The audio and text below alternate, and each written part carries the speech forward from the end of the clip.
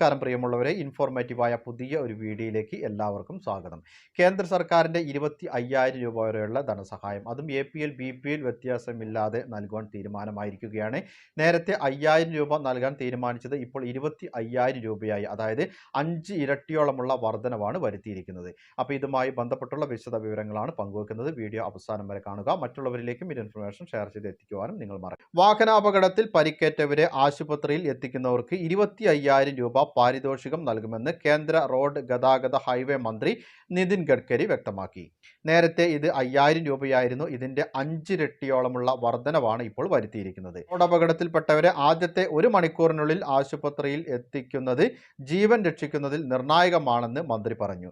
അപകടത്തിൽ പരിക്കേറ്റ് ആശുപത്രിയിൽ എത്തുന്നവർക്ക് 7 ദിവസത്തിനുള്ളിൽ വരുന്ന 1.5 ലക്ഷം രൂപ വരെയുള്ള ചിലവുകൾ സർക്കാർ വഹിക്കുകയും ചെയ്യും.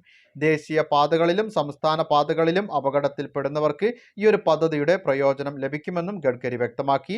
2021 ഒക്ടോബർ മുതലാണ് കേന്ദ്ര സർക്കാർ പരിക്കേറ്റയാളെ ആശുപത്രിയിൽ എത്തിച്ചാൽ പാരിതോഷികം നൽകുന്ന പദ്ധതി ആരംഭിച്ചത്. കേന്ദ്ര സർക്കാരിന്റെ ഒരു വലിയ പ്രഖ്യാപനം തന്നെയാണിത്. നിരവധി ആളുകൾക്ക് ഈ ഒരു പദ്ധതി വലിയ രീതിയിൽ സഹായകരമാണ്.